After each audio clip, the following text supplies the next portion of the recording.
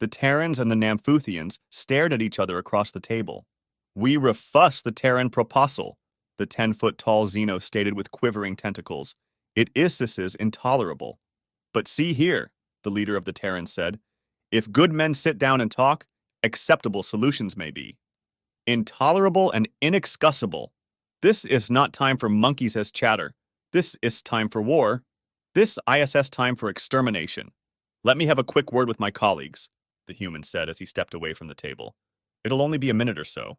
The Terran delegation discussed briefly between themselves before the leader stepped up to the table again, fangs showing. "So, you are quite sure that you want to declare war on Terra? Or possible Terrans?" "Yes," the spokesbeing of the Namphuth delegation hissed. "Your hot-blooded SS species is an affront to the goddess, and must be sure. The Terran interrupted as two of the other Terrans brought their manipulatory digits together above their heads. "And just to be clear, you also reject the idea of adhering to the Geneva Convention as amended for intraspecies warfare for this war? The mere idea of ruleless SS in war is a human madness, and an affront to the goddess, yes. Just checking." One of the other Terrans came up and handed the leader a datapad. "All right, so the war is definitely on? You're sure about that? And it's going to be a total war, no rules?" One of the human's digits hovered over a big red button on the datapad. "We're going to exterminate your sorry excussi of babbling sentient great," the human exclaimed as he pushed the button. "I tell you, the Boffins have been itching for this chance for years now. They're still working on the exact details. But in about 5 minutes, we'll attack 1/3 of your planets with some interesting pathogens we've developed to infect non-Terran life forms. 1/3 with a range of fun new chemical weapons, and the last third we're keeping in reserve for some other experiments in xenocidal warfare." "What? In S7 nanocyclists? How can you order that SS so fast? And pathogen sisses? Chemical sesses? Xenocidal? What, you don't have instant communication over interstellar distances? We worked out the trick of that a long time ago. It is an interesting side effect of a project to link the cores of several stars to make a region-wide nova bomb." "Nova bombs? What madness is this? Oh, we're unlikely to use that one right off the bat. We need the data of the weapon tests first."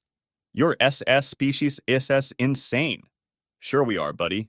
"Oh, and if you want to surrender unconditionally, we can still call off the Boffin's fun field tests." "You got 4 minutes left." The Namphuths looked at each other, tentacles stiff as the Terran smiled brightly at them. "Surrender on what conditions, Terran?" "Unconditionally.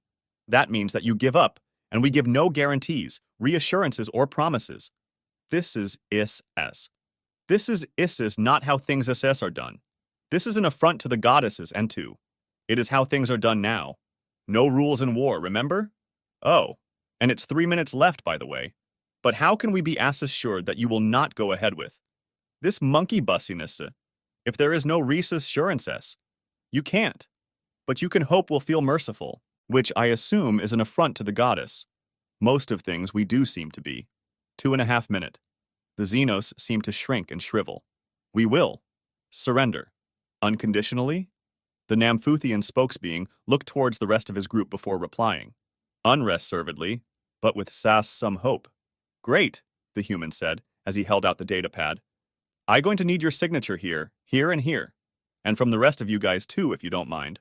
One by one, the Namphuthians signed and were escorted out, heads so low their tentacles dragged on the floor. As the last one left, the head of the Terran delegation turned to the others.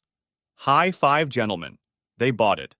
Nova bombs and instant interstellar communications, said the one who had given him the datapad. Why are Xenos so gullible?